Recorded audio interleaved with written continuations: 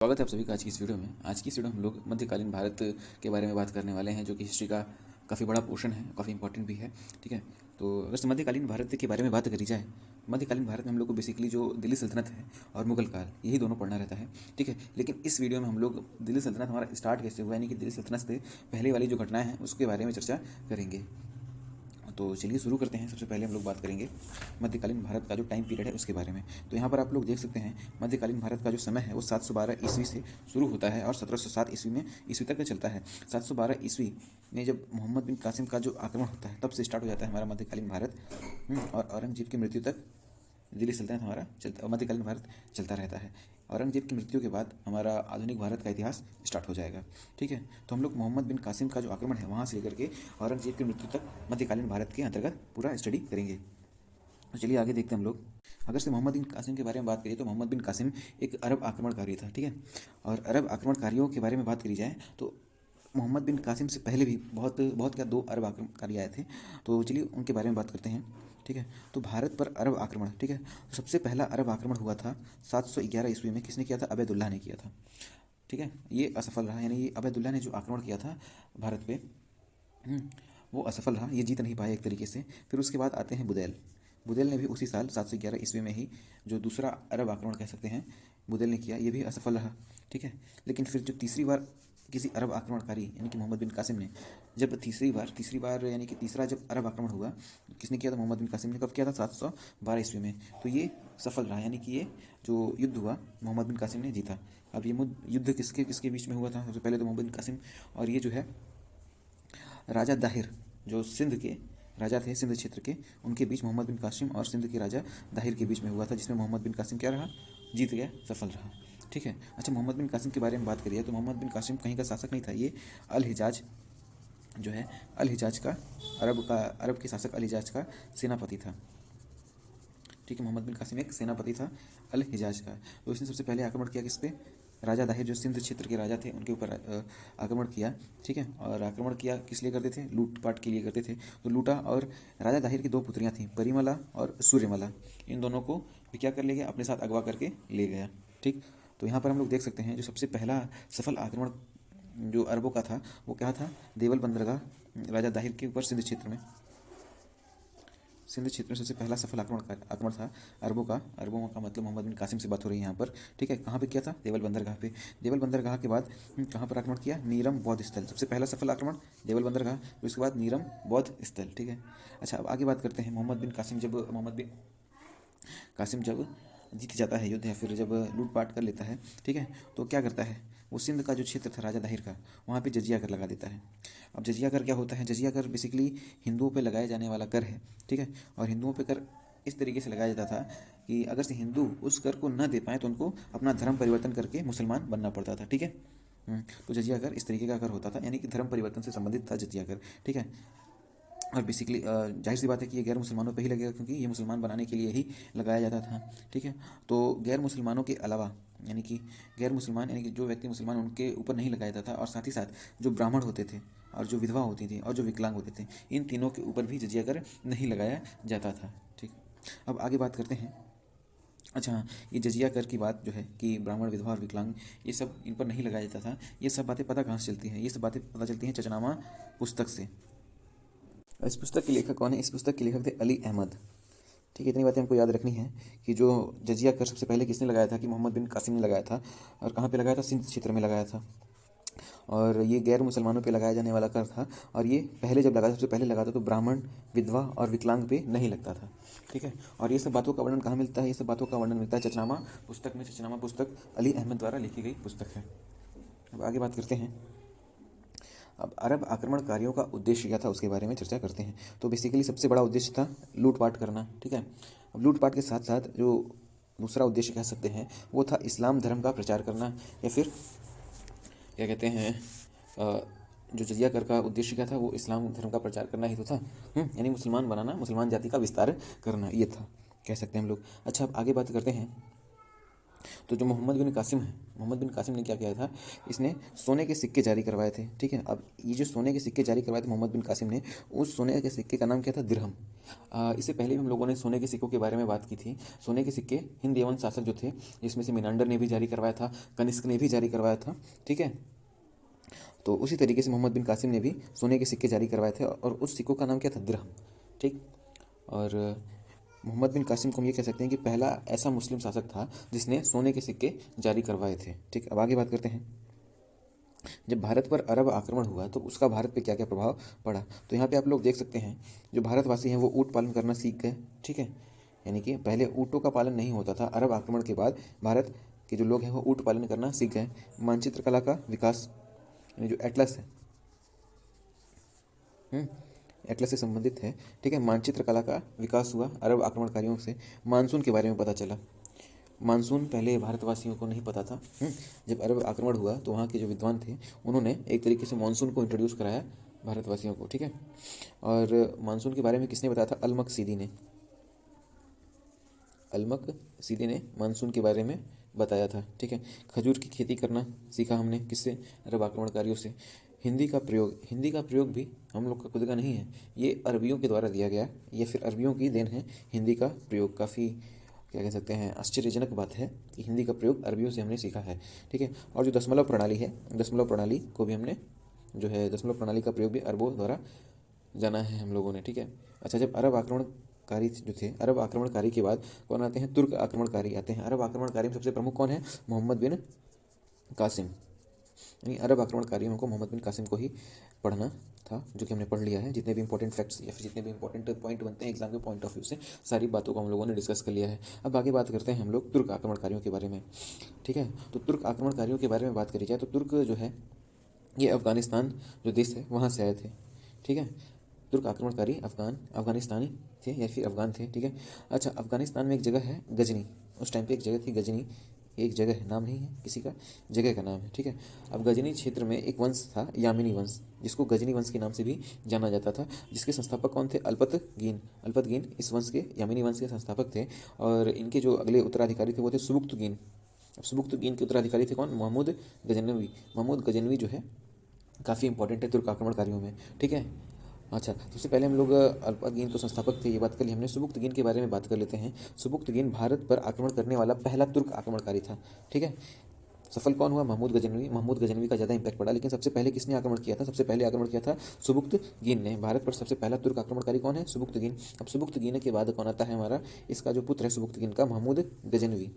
महमूद गजनवी अगला शासक बनता है, और ये गद्दी पर 1998 ईस्वी में बैठता है। ठीक है, इसके सुबुक्तगीन के बाद 1998 में ये गद्दी पर बैठता है। जब ये गद्दी पर बैठता है तो इसने दो उपाधियाँ धारण की थी। पहला तो सुल्तान की उपाधि धारण की, और दूसरा गाजी की उपाधि धारण करता है। ठीक है, और इसके कुछ अन्य नाम हैं, उपाधियाँ तो नहीं कह सकते, अन्य नाम हैं, जिसमें से सबसे प्रमुख नाम है बुत शिकन। मूर्तियों को तोड़ने के कारण इसका नाम क्या रखा गया, बुत शिकन। अपने आप को बुत शिकन कहता था, मूर्तियों को तोड़ने वाला। ठीक है, यामिनी वंश का होने के कारण इसको यामिन उद दौला के नाम से जाना जाता है, और यामिन उल बिल्लाह के नाम से जाना जाता है, इसलिए क्योंकि ये यामिनी वंश से संबंधित था। अब आगे बात करते हैं हम लोग महमूद गजनवी के बारे में। ठीक है, तो महमूद गजनवी एक ऐसा आक्रमणकारी था जिसने भारत पर 17 बार, टोटल 17 बार आक्रमण किए थे। ठीक है, और बहुत बुरी तरीके से भारत को लूटा था। ठीक है, तो चलिए हम इन जो 17 बार आक्रमण किया था इसके बारे में देखते हैं कि कैसे कैसे आक्रमण किया था। ठीक, तो ये जो 17 बार आक्रमण किया था, ये आक्रमण करना स्टार्ट कब किया था, 1000 ईस्वी से स्टार्ट किया, और 1027 तक आक्रमण करता रहा। तो यानी एक तरीके से कह सकते हैं कि सोने की चिड़िया इसी ने लूटी थी सारी की सारी। अच्छा, फिर उसके बाद अंग्रेज़ों ने लूटी।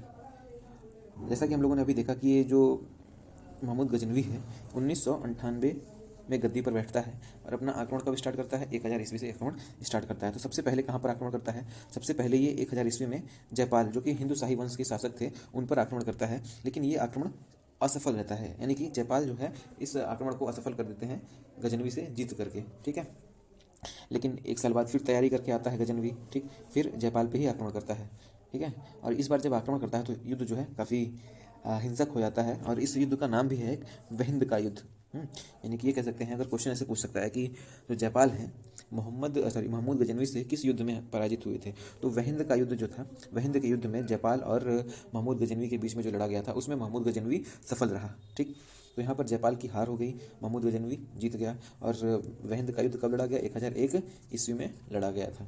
ठीक है, अब यहाँ पर ये सफल हो गया, तब से 1027 तक इसका जो आक्रमण का सिलसिला था वो लगातार चलता गया। इसके बाद इसने कुल 15 बार, पहली बार ये, दूसरी बार ये, टोटल 17 बार आक्रमण किए थे। अब इसके बाद पूरा 15 बार आक्रमण करता जाएगा और भारत को लूटता जाएगा। तो कुछ उन आक्रमण में से कुछ इंपॉर्टेंट आक्रमण हैं जिसके बारे में हम लोग चर्चा कर लेते हैं। सबसे पहले 105 ईस्वी में आक्रमण किया था इसने, 1005 ईस्वी में।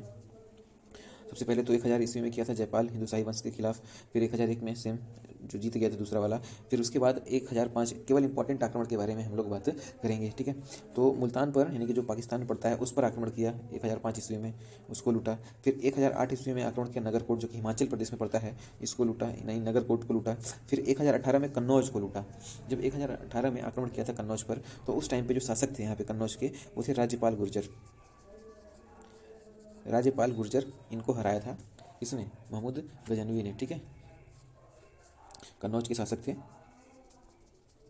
इसको हराया। फिर 1019 में इसका जो कालिंजर अभियान था, यानी कालिंजर को लूटने के लिए जो इसने अभियान किया था, तो उस समय पे जो कालिंजर के शासक थे, कालिंजर के राजा थे, वो थे विद्याधर। विद्याधर चंदेल वंश से संबंधित थे, यहाँ पर मैं लिख देता हूँ, ये चंदेल वंश से संबंधित थे विद्याधर। ये जब कन्नौज का आक्रमण हुआ था 1019 ईस्वी में, तब ये कालिंजर के राजा थे। अब आगे बात करते हैं 1025 ईस्वी। ये सबसे इम्पैक्टफुल आक्रमण रहा किसका? महमूद गजनवी का भारत पर। काफ़ी इंपॉर्टेंट है, कैसे, चलिए देखते हैं। ये इसका 16वां आक्रमण था। ठीक है, और ये आक्रमण किया था इसने सोमनाथ मंदिर, जो कि गुजरात में पड़ता है, सोमनाथ मंदिर पर आक्रमण किया था। ठीक, और इस समय पे जो गुजरात में शासक थे वो थे भीम प्रथम। जब सोमनाथ मंदिर को लूटा गया, जब गजनवी ने 1025 में सोमनाथ मंदिर पर आक्रमण किया, फिर गुजरात पर आक्रमण किया, तो उस समय पे गुजरात के शासक कौन थे? भीम प्रथम, जो कि चालुक्य वंश के राजा थे। ये भी हम लोग याद रखेंगे, कौन राजा किस वंश से संबंधित था। तो ये भीम प्रथम जो है चालुक्य वंश से संबंधित थे। और जब इसने सोमनाथ मंदिर को लूटा, तो उस समय जो भारत के लोग थे उनकी आस्था पे बहुत गहरा प्रभाव पड़ा। ठीक है, क्योंकि सोमनाथ मंदिर में जो क्या कहते हैं भगवान थे, वो भारत के लोग सोचते थे कि ये हमारी रक्षा करेंगे, लेकिन गजनवी ने क्या किया, वो मंदिर को ही लूट लिया। तो जिससे भारतवासियों के लोग, जो आस्था थी उनके भारतवासियों की, उस पर बहुत गहरा प्रभाव पड़ा था। अच्छा, इसके बाद ये तो 16वां आक्रमण हो गया, इसने टोटल 17 आक्रमण किए थे। तो जिसका अंतिम आक्रमण था, यानी जो अंतिम अभियान कह सकते हो आप लोग, वो था खोखरों के विरुद्ध। इसने अपना जो अंतिम आक्रमण किया था वो खोखरों के विरुद्ध किया था। और जो खोखर थे ये बेसिकली जाट थे। ठीक है, और ये जो पश्चिमी पाकिस्तान का इलाका है, यानी जो अभी का पाकिस्तान है, वहाँ का क्षेत्र था, पश्चिमी पाकिस्तान का क्षेत्र में खोखर रहते थे। ठीक है, यहाँ पे मैं लिख दे रहा हूँ, पश्चिमी पाकिस्तान के क्षेत्र के जो लोग थे वो खोखर कहलाते थे। ठीक है, अब ये खोखर करते क्या थे? अब यहाँ पे जो गजनवी लूट का माल अपने साथ लेके जाता था, ये गजनवी आया यहाँ पे, भारत में घुसा, लूट का सामान अपने साथ लेके जा रहा है, तो बीच में ही, यहाँ पर पाकिस्तान पड़ता है मान लीजिए, तो बीच में ही क्या करते थे, ये लूट के सामान को लूट लेते थे। एक तरीके से नाक में दम करके रखे थे खोखर, किसके? गजनवी के। ठीक है, तो इसको भी हराना काफ़ी जरूरी था। तो अंतिम अभियान जो गजनवी का था वो खोखरों के विरुद्ध था। अब आगे बात करते हैं, 1030 में हो जाती है गजनवी की मृत्यु। महमूद गजनवी की मृत्यु हो जाती है 1030 में, और इसकी मृत्यु के साथ ही जो क्या कहते हैं आक्रमण का सिलसिला था वो समाप्त हो जाता है। अच्छा, अब आगे हम लोग बात करेंगे गजनवी के समकालीन कुछ इंपॉर्टेंट जो राइटर्स हैं, लेखक हैं, उनके बारे में। ठीक, तो उसमें सबसे पहले आता है नाम फिरदौसी का। फिरदौसी की पुस्तक काफ़ी इंपॉर्टेंट है, शाहनामा। हमेशा पूछता है कि शाहनामा किसके द्वारा रचित या फिर किसके द्वारा लिखी गई पुस्तक है, तो वो फिरदौसी ने लिखी है, और ये फारसी भाषा में लिखी गई है। ये भी हमको याद रखना है। शाहनामा की भाषा क्या है? शाहनामा पुस्तक की भाषा है फारसी। अलबरूनी की बात करें, जो दूसरे लेखक थे अलबरूनी की पुस्तक भी काफ़ी इंपॉर्टेंट है। किताबुल हिंद, या इसी का नाम तहकीक हिंद के नाम से भी जाना जाता है इस किताब को। किताबुल हिंद या फिर तहकीक हिंद, दोनों सेम किताब है। ठीक है, ये किसके द्वारा लिखी गई थी? अलबरूनी के द्वारा लिखी गई थी। और ये किस भाषा में लिखी गई? ये अरबी भाषा में लिखी गई थी। शाहनामा की बात करिए तो फिरदौसी ने लिखी थी, किस भाषा में? फारसी भाषा में। किताबुल हिंद अलबरूनी ने लिखी थी, किस भाषा में? अरबी भाषा में। अब आगे बात करते हैं उत्बी की जो किताब का नाम था वो किताब उल यामिनी था। यामिनी वंश से संबंधित किताब है।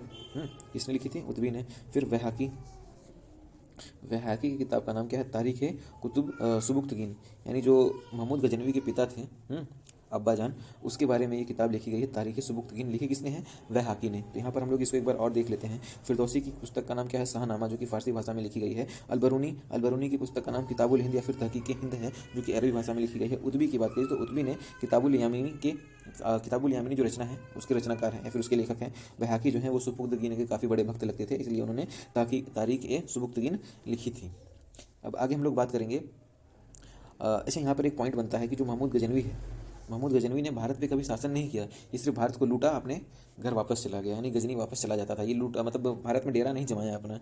ये काफ़ी इंपॉर्टेंट बात है, इसको हमको याद रखना है। अब आगे बात करेंगे हम लोग मोहम्मद गौरी के बारे में। अब ये जो मोहम्मद गौरी है, इसका ये जो भारत में आया था 1173 में भारत में आया था, और 1206 तक ये भारत में मतलब इसका जो इफेक्ट था वो था 1170 से 1206 तक ये भारत में प्रभावी रहा। अच्छा, मोहम्मद गौरी के बारे में बात करिए तो मोहम्मद गौरी जो है ये भारत पर इसका जो पहला आक्रमण था 1175 में था। 1170 क्या है इसका? 1170 में गद्दी पर बैठा था, ठीक है। अच्छा हाँ, तो भारत पर मोहम्मद गौरी ने सबसे पहले आक्रमण कब किया था? 1175 पे इसने आक्रमण किया था। कहाँ पर किया था? पाकिस्तान का जो इलाका है मुल्तान, वहीं पर इसने अपना पहला आक्रमण किया था। और यहाँ पर इसका युद्ध जो हुआ था किससे हुआ था? करमाती जाति से इसका युद्ध हुआ था। यहाँ पर मैं इसको हाईलाइट कर दे रहा हूँ। यानी मोहम्मद जो गौरी है, मोहम्मद गौरी का नाम मोहम्मद बिन कासिम के नाम से भी ये जाना जाता है, सॉरी मोहम्मद बिन साम के नाम से। मोहम्मद बिन साम इसी का नाम है। मोहम्मद बिन साम किसका नाम है? मोहम्मद गौरी का ही नाम है। हाँ, तो सबसे पहला आक्रमण कहाँ पे किया था इसने? मुल्तान, जो कि पाकिस्तान का क्षेत्र, वहाँ पर। और किससे इसका युद्ध हुआ था जब आक्रमण किया था? तो करमाती जाति से इसका युद्ध हुआ था। अब करमाती जाति के लोग कौन थे? ये थे शिया मुसलमान, ठीक है। अब ये शिया मुसलमान थे जो कि पहले बुद्ध हुआ करते थे, बौद्ध धर्म को अपनाया हुआ था इन्होंने। तो बौद्ध से परिवर्तित हुए थे ये करामाती जाति वाले लोग मुसलमान में, ठीक। सबसे पहला आक्रमण इसका यहीं पे हुआ था। अब उसके बाद हम लोग बात करेंगे तो इसका जो क्या कहते हैं दूसरा हमला कह सकते हो, 1178 में इसने अपना दूसरा हमला कहाँ पे किया था? पाटन गुजरात में किया था, ठीक। अब जब ये पाटन गुजरात में अपना दूसरा हमला करता है, भारत पर अपना दूसरा हमला करता है, तो उस टाइम पे शासक थे भीम सेकेंड। अब हम लोगों ने इसके पहले भीम प्रथम के बारे में बात किया था, जो कि चालुक्य वंश से संबंधित थे। और वो क्या कहते हैं, जब सोमनाथ मंदिर पर एक आक्रमण होता है 1025 ईस्वी में, तो गुजरात के शासक थे। अभी कौन शासक हैं? 1178 में हैं भीम द्वितीय। अच्छा, उस टाइम पे तो भीम प्रथम हार गए थे। अब इनके समय में क्या होता है, जब मोहम्मद गौरी आक्रमण करता है, तो मोहम्मद गौरी जब आक्रमण करता है गुजरात, पाटन गुजरात में, तब ये भीम प्रथम की तरह हारते नहीं हैं, ये मोहम्मद गौरी को पराजित कर देते हैं। यानी भीम प्रथम जो है वो जीत जाते हैं ये युद्ध, ठीक है। और बहुत बुरी तरीके से हराते हैं गौरी को। और इस युद्ध में जो क्या कहते हैं, भीम की जो पत्नी रहती हैं नायिका देवी, भीम की पत्नी नायिका देवी, इन्होंने इस युद्ध का काफ़ी अच्छा नेतृत्व किया था, जिसकी वजह से भीम द्वितीय ने इस युद्ध को आसानी से जीता था और इसको बहुत बुरी तरीके से हरा करके वापस भगाया था, ठीक है। तो ये हमारा जो दूसरा आक्रमण कह सकते हो आप मोहम्मद गौरी का, वो रहा असफल, ठीक। फिर इसके बाद 1179 में फिर आता है ये। 1179 में इसने कश्मीर और सिंध पर हमला करके इसको अपना मतलब यहाँ पर अपना राज्य स्थापित किया है। फिर इन सभी क्षेत्रों को इसने जीता, कश्मीर और सिंध क्षेत्र को, ठीक है। फिर 1186 की बात करी जाए तो 1186 में इसने पंजाब जीता, 1179 में कश्मीर और सिंध जीता, 1186 में पंजाब वाला जो एरिया है, पंजाब में बेसिकली भटिंडा और क्या कहते हैं तबर हिंद, उस टाइम पे क्या नाम था, तबर हिंद, ये वाला जो एरिया है तबर हिंद और भटिंडा, इन सब एरिया पे अपना छाप छोड़ा, फिर इन सब एरिया को जीता, ठीक है। अच्छा, फिर इसके बाद आता है 1191 में काफ़ी इंपॉर्टेंट युद्ध होता है तराइन का पहला युद्ध। तराइन का प्रथम युद्ध जो होता है वो किसके बीच में होता है? ये होता है मोहम्मद गौरी और पृथ्वीराज चौहान के बीच में, पृथ्वीराज चौहान के बीच में, ठीक है। अच्छा, जब पहली बार पृथ्वीराज चौहान से लड़ता है मोहम्मद गौरी 1191 में, तराइन का प्रथम युद्ध उसका नाम होता है। अब उस युद्ध को जीतते कौन है? उस युद्ध को जीतते हैं पृथ्वीराज चौहान, और ठीक, और वो क्या करते हैं, गौरी को बंदी बनाते हैं, ठीक। लेकिन करते क्या है, ये गौरी को वापस भेज देते हैं कि जाओ अपना वापस, जीतते हमारे पृथ्वीराज हैं, इसको बंदी बना करके छोड़ देते हैं। ये वापस जाता है कहाँ पे? अपने क्षेत्र में जाता है, गजनी में। फिर वहाँ से क्या करता है वो, अगले साल फिर से हमला करता है, जिसको तराइन का द्वितीय युद्ध के नाम से जाना जाता है। अब जब तराइन का द्वितीय युद्ध होता है तो सेम गौरी और पृथ्वीराज चौहान के भी बीच में होता है। इसको मैं शॉर्ट में लिखता हूँ PRC, पृथ्वीराज चौहान के बीच में होता है जो तराइन का द्वितीय युद्ध है वो। तो इस बार पृथ्वीराज चौहान हार जाते हैं, गौरी जीत जाता है, ठीक है। कहा जाता है, आप लोगों ने मूवी में भी देखा होगा कि जो पृथ्वीराज चौहान को क्या कहते हैं, युद्ध नीति के खिलाफ जो होता है हमारा, उसके खिलाफ जाकर के इसने लड़ाई लड़ी थी गौरी ने, तब जाकर के जीता था, अदरवाइज़ ये नहीं जीत पाता। ठीक है। तो यहाँ पर पृथ्वीराज चौहान हार जाते हैं, और हारने के बाद क्या करता है, मतलब जब ये गौरी जीता तो जीतने के बाद गौरी क्या करता है, इनको पृथ्वीराज चौहान को बंदी बना करके अपने साथ अफगानिस्तान लेके चला जाता है। तो यहाँ पर एक इंपॉर्टेंट पॉइंट ये भी है, पृथ्वीराज चौहान के मित्र थे चंद्र बरदाई। चंद्र बरदाई, इनके बारे में सभी लोग जानते होंगे मेरे ख्याल से। क्यों? क्योंकि काफ़ी बड़े लेखक थे। इनकी रचना का नाम क्या था? पृथ्वीराज रासो। पृथ्वीराज रासो, ठीक है, इनकी रचना थी। तो चंद्र बरदाई भी क्या करते हैं, ये भी पृथ्वीराज चौहान के साथ साथ कहाँ चले जाते हैं, बंदी बन करके गौरी के साथ चले जाते हैं अफगानिस्तान। ठीक। अब अच्छा, ये जो दूसरा युद्ध होता है, ये दूसरा युद्ध होता किसकी वजह से है? ये जयचंद जो है, जिसके बारे में हम लोग अभी जानेंगे, जयचंद जो कन्नौज का शासक था उस टाइम पे, उसके कारण होता है। जयचंद जी क्या करता है, जयचंद मोहम्मद गौरी को क्या करता है, बुलाता है वापस से पृथ्वीराज चौहान से लड़ने के लिए। क्यों? क्योंकि जयचंद की, अब आगे हम लोग डिस्कस करेंगे इस बात को। ठीक है। अब जो तीसरा यहाँ पे युद्ध होता है, पहला तराइन का प्रथम युद्ध, दूसरा तराइन का द्वितीय युद्ध, उसके बाद होता है चंदावर का युद्ध 1194 में। चंदावर का युद्ध किसके किसके बीच में होता है? चंदावर का युद्ध होता है गौरी के बीच में, और जिसके बारे में अभी बात कर रहा था जयचंद, उसके बीच में, जयचंद और गौरी के बीच में। जयचंद यहाँ पे कमज़ोर पड़ जाते हैं और गौरी यहाँ पर इस युद्ध को भी जीत जाता है। ठीक है। अच्छा, यहाँ पे एक पॉइंट मैं थोड़ा सा बता देना चाहता हूँ, और चंद्र बरदाई है, चंद्र बरदाई साथ चले जाते हैं। ठीक है। और चंद्र बरदाई की रचना क्या है? पृथ्वीराज रासो। तो वो क्या करते हैं, पृथ्वीराज चौहान के साथ चले जाते हैं, तो ये रचना जो है वो अधूरी रह जाती है।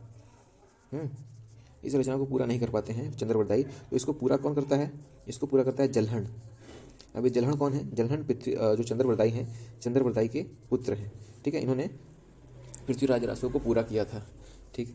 तो यहाँ तक हम लोगों ने देखा जो पृथ्वीराज मोहम्मद गौरी ने किस तरीके से तराइन के प्रथम युद्ध में इसको हार मिली, फिर तराइन का द्वितीय युद्ध जीता, फिर चंदावर का युद्ध भी इसने जीता था। ठीक है। अब आगे बात करते हैं हम लोग पृथ्वीराज चौहान के बारे में, थोड़ा सा इंट्रोडक्शन ले लेते हैं। पृथ्वीराज चौहान कौन थे? पृथ्वीराज चौहान जो थे वो सोमेश्वर सिंह चौहान के पिताजी का नाम था, उनके पुत्र थे। और ये राजस्थान अजमेर के शासक थे। ठीक है। और इनके नाना काफ़ी इंपॉर्टेंट है, अनंगपाल तोमर। अनंगपाल तोमर एक गुर्जर शासक थे। इन्होंने क्या किया था, अब ये क्यों इंपॉर्टेंट है? क्योंकि इन्होंने दिल्ली की स्थापना की थी। ठीक है। यहाँ पे दिल्ली को किसने बसाया था? अनंगपाल तोमर ने। और इनका नाम क्या था? और ये क्यों फेमस है? क्योंकि ये पृथ्वीराज चौहान के नाना हैं। ठीक है, ये बात हमको याद रखनी है। और इन्होंने दिल्ली को बसाया था। जब बसाया था तो उस टाइम पे क्या नाम था दिल्ली का? ढिल्ली का पुरी। ढिल्ली का पुरी के नाम से जाना जाता था दिल्ली। ठीक, इतनी बातें हमको याद रखनी है। अब आगे बातें करते हैं। पृथ्वीराज चौहान की प्रेमिका थी, उनके बारे में। पृथ्वीराज चौहान की प्रेमिका है थी, जो उनका नाम था संयुक्ता या फिर संयोगिता के नाम से जाना जाता है। ठीक है। अच्छा, ये इनकी प्रेमिका कैसे थी? जो संयुक्ता थी यानी जो संयोगिता थी, दोनों एक ही नाम है, कंफ्यूज नहीं होना इसमें। इन्होंने कभी पृथ्वीराज चौहान से आपस में आमने सामने से मुलाकात नहीं हुई थी। ये संयोगिता जो है पृथ्वीराज चौहान की मूर्ति पर फिदा हो गई थी, यानी तस्वीर पर फिदा हो गई थी, केवल तस्वीर पर फिदा लिख सकते हैं हम लोग, कोई दिक्कत वाली बात नहीं। संयुक्ता जो है पृथ्वीराज चौहान की तस्वीर से प्रेम करती थी, ये ज़्यादा अच्छा वर्ड है। ठीक है। अब ये संयुक्ता जो है ये किसकी पुत्री थी? ये थी जयचंद की पुत्री। जयचंद कौन था? अभी जो युद्ध हुआ था ना 1194 में, चंदावर का युद्ध, गौरी और जयचंद के बीच में, वही जयचंद है जिनकी पुत्री संयोगिता। ठीक है। और यहाँ पर पिछले मैंने जो हमारा तराइन का द्वितीय युद्ध के बारे में बताया कि वो किसकी वजह से होता है, वो जयचंद की वजह से ही होता है। जब तराइन का द्वितीय युद्ध होता है, तराइन का सेकंड युद्ध पृथ्वीराज चौहान और गौरी के बीच में होता है, जो गौरी जीत जाता है। क्यों होता है? क्योंकि जयचंद जो है वो गौरी को निमंत्रण देता है लड़ने के लिए पृथ्वीराज चौहान से, यानी कि गौरी को दोबारा कौन बुलाता है? जयचंद बुलाता है। अब क्यों बुलाता है वो थोड़ा ध्यान से सुनिएगा। जो पृथ्वीराज चौहान की प्रेमिका थी संयुक्ता, उससे दोनों लोग आपस में प्रेम करते थे, लेकिन जयचंद जो है, जयचंद को ये मंजूर नहीं था। जयचंद जो है किसी और से शादी कराना चाहते थे, जिसके लिए उन्होंने स्वयंवर भी रखा था। ठीक। लेकिन हुआ क्या था ना कि जो पृथ्वीराज चौहान है, पृथ्वीराज चौहान संयोगिता को इनके स्वयंवर से उठा के लेके चले आए थे, जिस वजह से जयचंद काफ़ी नाराज़ हो गए थे, और इसी वजह से इसने मोहम्मद गौरी को बुलाया था पृथ्वीराज चौहान से लड़ने के लिए। मैं उम्मीद करता हूँ कि मेरी बातें आप लोगों को क्लियर हो रही होगी कि जो हमारा तराइन का द्वितीय युद्ध हुआ था वो जयचंद के कारण ही हुआ था। जयचंद के कारण इसलिए क्योंकि ये पृथ्वीराज चौहान से नफरत करने लगे थे। क्यों नफरत करने लगे थे? क्योंकि इनकी जो पुत्री थी संयोगिता, पुत्री थी, थोड़ा सा यहाँ पे क्लियर नहीं है, हाँ पुत्री या बहन थी, ये बात हमको अभी थोड़ा सा क्लियर कर लेंगे हम लोग। हाँ, तो इनकी जो पुत्री मान के चलते हैं, संयोगिता पुत्री थी, उसको उठा करके लेके चले जाते हैं अपने साथ। ठीक है। इस वजह से जयचंद गौरी को बुलाते हैं। ठीक। अच्छा, गौरी तो तराइन का युद्ध जीत जाता है, लेकिन गौरी का दिमाग फिरता है। उसने फिर क्या किया? उसने जयचंद को भी हरा दिया। ठीक है। पहले तो 1192 में पृथ्वीराज चौहान को बंदी बना के लेके जाता है, फिर 1194 में 2 साल बाद फिर आता है, फिर जयचंद को हरा देता है। ठीक, तो इस वजह से ये जो हमारा चंदावर का युद्ध होता है, यहाँ तक क्लियर हो जानी चाहिए मेरे ख्याल से। अब आगे हम लोग बात करेंगे जब यहाँ पे पॉइंट और, पृथ्वीराज चौहान जब मोहम्मद गौरी से हारता है दूसरे युद्ध में 1192 में, 1192 में जब पृथ्वीराज चौहान हार जाते हैं तो गौरी क्या करता है, गौरी इनको ले जाता है अफगानिस्तान, अपने साथ अफगानिस्तान लेके जाता है। साथ में कौन जाता है, साथ में जाते हैं चंदर बरदाई। तो ये दोनों लोग अफगानिस्तान जाते हैं। ठीक है, और पृथ्वीराज चौहान की जो अस्थियां हैं वो अफगानिस्तान से ही मिलती हैं। ठीक, और कहा जाता ये है, ये भी कहा जाता है कि किसी मस्जिद के बाहर पृथ्वीराज चौहान की अस्थियों को दबाया गया था, और जो मस्जिद में घुसते थे मुस्लिम लोग वो अपना जूता चप्पल या फिर थूक था करके जाते थे पृथ्वीराज चौहान की अस्थियों पर, तो ये माना जाता था। ठीक है, तो यहाँ पर पृथ्वीराज चौहान की अस्थियाँ से संबंधित एक पॉइंट है, इंपॉर्टेंट तो नहीं कह सकता लेकिन काफ़ी इंटरेस्टिंग पॉइंट है। शेर सिंह राणा, आप लोगों ने नाम सुना होगा, न्यूज़ में आया होगा, शेर सिंह राणा। ठीक है, अब ये क्या है, ये हाल ही की बात है, ज़्यादा पुरानी बात नहीं है। शेर सिंह राणा ने क्या किया था, तिहाड़ जेल से भाग करके जाता है अफगानिस्तान, और अफगानिस्तान में जो काबुल वाला क्षेत्र है, जहाँ पर पृथ्वीराज चौहान की अस्थियाँ थी, वहाँ जाता है काबुल में। शेर सिंह राणा जाता है काबुल में जाकर के पृथ्वीराज चौहान की अस्थियों को खोद करके वापस भारत में लेकर आते हैं। कौन, शेर सिंह राणा। ठीक है, इंपॉर्टेंट पॉइंट नहीं है, बस हमको एक तरीके से ध्यान में रखना है कि शेर सिंह राणा कौन है। अब आगे बात करते हैं, अब आगे हम लोग एक इंपॉर्टेंट व्यक्ति है मोइनुद्दीन चिश्ती, उसके बारे में बात कर लेते हैं। जो मोइनुद्दीन चिश्ती है, ये जब तराइन का द्वितीय युद्ध हुआ था तो गौरी के साथ में आए थे। तराइन का जो हमारा द्वितीय युद्ध हुआ था किसके साथ हुआ था, पृथ्वीराज चौहान के साथ, तो उसमें गौरी के साथ आया था ये, मतलब आए थे। ठीक है, और ये कौन थे, भारत में सूफीवाद के प्रवर्तक थे। भारत में सूफीवाद के प्रवर्तक थे मोहम्मद गौरी। तो क्या हुआ, मोहम्मद गौरी वापस चला गया अफगानिस्तान, लेकिन ये अजमेर में अपना क्या कहते हैं, अजमेर में रहने लगे थे। ठीक है, और इन्हीं के नाम से अजमेर में क्या है, अजमेर शरीफ, काफ़ी सुना होगा आप लोगों ने नाम अजमेर शरीफ। ठीक है, वो किससे संबंधित है, मोइनुद्दीन चिश्ती से संबंधित है। ठीक, यही कह लीजिए मोइनुद्दीन चिश्ती की दरगाह का नाम क्या है, अजमेर शरीफ। ठीक, अच्छा, अब आगे बात करते हैं। जो चंदावर का युद्ध था मोहम्मद गौरी, यहाँ से कुछ इंपॉर्टेंट पॉइंट है 2-3, उसको हम लोग देख लेते हैं। जो चंदावर का युद्ध हुआ था जयचंद और मोहम्मद गौरी के बीच में, तो उसके बाद क्या हुआ था ना, उसके बाद मोहम्मद गौरी ने देवी लक्ष्मी की मूर्ति के सिक्के चलाए थे।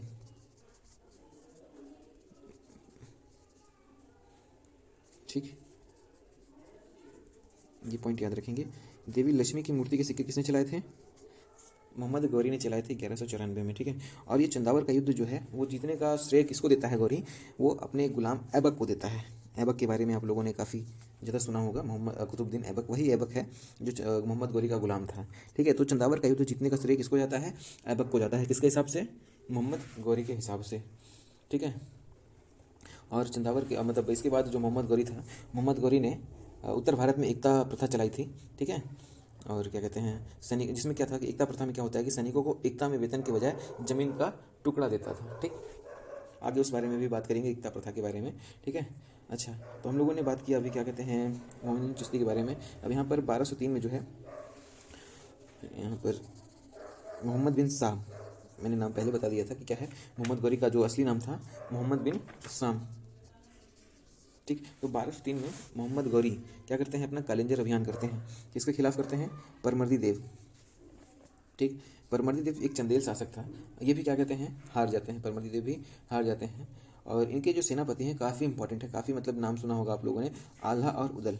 ठीक है, आल्हा और उदल, ये ऐसे क्वेश्चन पूछता है कि आल्हा और उदल किसकी सेना में थे, तो आल्हा और उदल परमर्दी देव जो कि चंदेल शासक थे उनकी सेनापति, मतलब उनकी सेना में थे और ये सेनापति थे। ठीक है, अच्छा,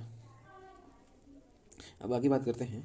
जो मोहम्मद गौरी का अंतिम अभियान था वो 1206 में था। 1206 ईस्वी में ये खोखर जनजाति के विरुद्ध अपना अभियान करते हैं। ठीक है, खोखर जनजाति पर अपना आक्रमण करते हैं। अच्छा, इसके पहले भी हम लोगों ने खोखर जाति के बारे में बात की थी। खोखर जाति जो महमूद गजनवी था उसका भी अंतिम अभियान खोखर जनजाति के विरुद्ध ही था। और गौरी का भी अंतिम अभियान खोखर जाति के विरुद्ध ही था। खोखर जाति में एक योद्धा कह सकते हैं अली मर्दान था। अली मर्दान क्या करता है, अली मर्दान करता है गौरी की हत्या। ठीक है, यहाँ पे आप लोग देख सकते हैं मोहम्मद गौरी की हत्या 1206 में किसने की थी, अली मर्दान ने की थी।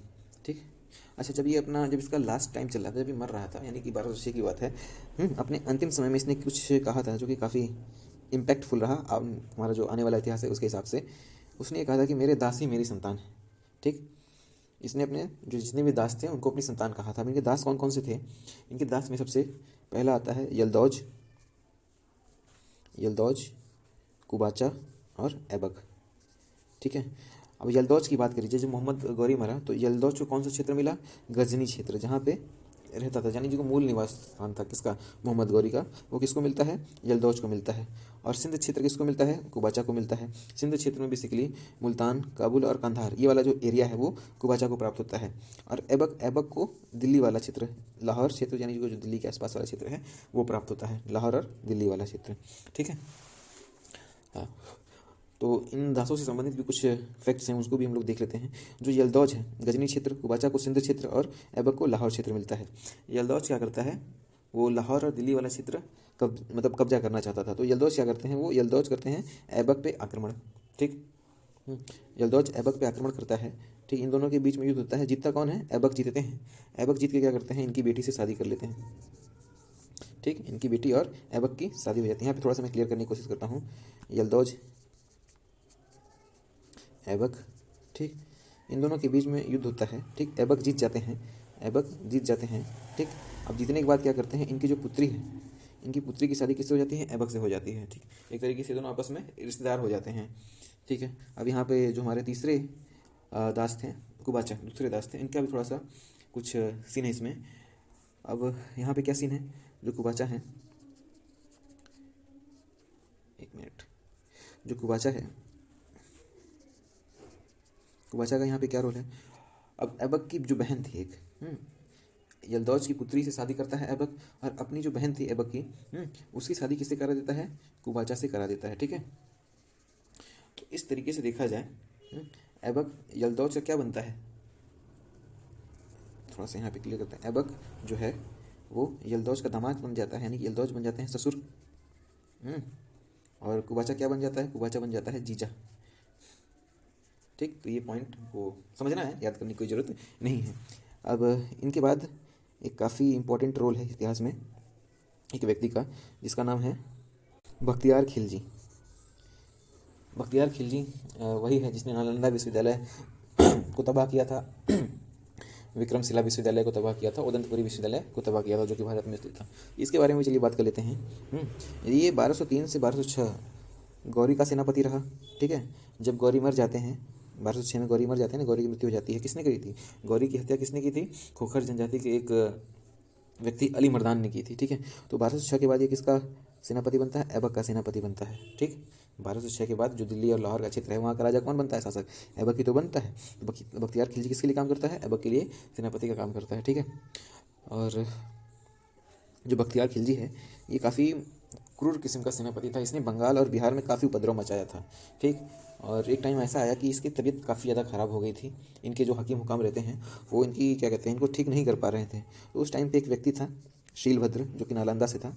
ठीक, नालंदा बिहार में पड़ता है। शीलभद्र ने इस बख्तियार खिलजी का इलाज किया। ठीक है, और बख्तियार खिलजी का इलाज कुछ इस तरीके से किया था। बख्तियार खिलजी कट्टर मुसलमान और शीलभद्र हमारे जो दूसरे धर्म से संबंधित थे, तो इसने कहा था कि तुम मुझे छुओगे नहीं।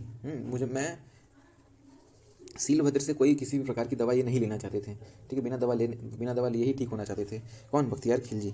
ठीक, शीलभद्र ने क्या किया था? शीलभद्र ने किताब के पन्नों पे लेप लगा करके दे दिया था और कह दिया था कि आप किताब के पन्नों को पढ़िए। ठीक, और जो ये बख्तियार खिलजी है जबान का जो थूक होता है उससे लगा पेज को पलट रहा था, तो उससे जो दवा थी इसके संपर्क में आ गई थी, जिसकी वजह से बख्तियार खिलजी ठीक हो गया था। यानी कि एक तरीके से मैं यहाँ पर ये बताना चाह रहा हूँ कि जो शीलभद्र थे काफ़ी विद्वान व्यक्ति थे, और ये नालंदा से संबंधित थे। और ये बख्तियार खिलजी को काफ़ी अटपटा सा लगा। अटपटा सा लगने के कारण इसने क्या किया था? नालंदा विश्वविद्यालय को जला के राख कर दिया था। और नालंदा विश्वविद्यालय बिहार में पड़ता है। ठीक है, तो इस तरीके से नालंदा विश्वविद्यालय को जलाया बख्तियार खिलजी ने, और साथ ही साथ विक्रमशिला विश्वविद्यालय जो कि बंगाल में पड़ता है उसको भी जला दिया। उदंतपुरी विश्वविद्यालय उसको भी जला दिया, जो कि बिहार में पड़ता है। ठीक, तीनों विश्वविद्यालयों को जला दिया था। ठीक, तो इस प्रकार से जो है बख्तियार खिलजी की क्रूरता का हम लोग उदाहरण देख सकते हैं। ठीक। तो यहाँ पर बख्तियार खिलजी से संबंधित इतने ही पॉइंट है। किसने, सबसे इंपॉर्टेंट पॉइंट तो ये है कि इसका इलाज सिलभद्र ने किया था। सिलभद्र कहाँ संबंधित था, नालंदा विश्वविद्यालय से संबंधित था। इलाज ही नहीं करना चाहिए था यार, ठीक। अब नालंदा विश्वविद्यालय को जलाया, विक्रमशिला विश्वविद्यालय को जलाया, उदंतपुरी विश्वविद्यालय को जलाया था, ठीक है। और ये किसका सेनापति था, ये था सेनापति ऐबक का, ठीक। अब 1206 में ऐबक बनता है राजा। अभी जब राजा बनता है तो ये ऐबक का जो वंश का नाम रहता है वो क्या रहता है, वंश का नाम गुलाम वंश, ठीक। गुलाम वंश की बात करेंगे हम लोग। अच्छा, गुलाम वंश की बात करेंगे। गुलाम वंश स्टार्ट कब से होता है, 1206 से स्टार्ट होता है, ठीक है। और गुलाम वंश जो है दिल्ली सल्तनत के अंतर्गत आता है। यानी कि जो हमारा दिल्ली सल्तनत जो है अब स्टार्ट होने वाला है, ठीक।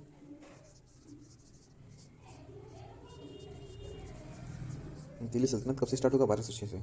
और दिल्ली सल्तनत के बारे में हम लोग बात करेंगे अगली वीडियो में, ठीक है। और अगर से आप लोगों को ये वीडियो पसंद आई है या फिर किसी भी वे में आपको ये बेनिफिशियल लगी हो तो प्लीज़ आप लोग इस वीडियो को लाइक करिए, जितना हो सके शेयर करिए। और अगर से आप लोगों ने चैनल को सब्सक्राइब नहीं किया तो चैनल सब्सक्राइब कर दीजिएगा। तो मिलते हैं अगली वीडियो में, दिल्ली सल्तनत का जो हमारा टॉपिक है उसको आगे बढ़ाएंगे। तब तक के लिए थैंक यू सो मच।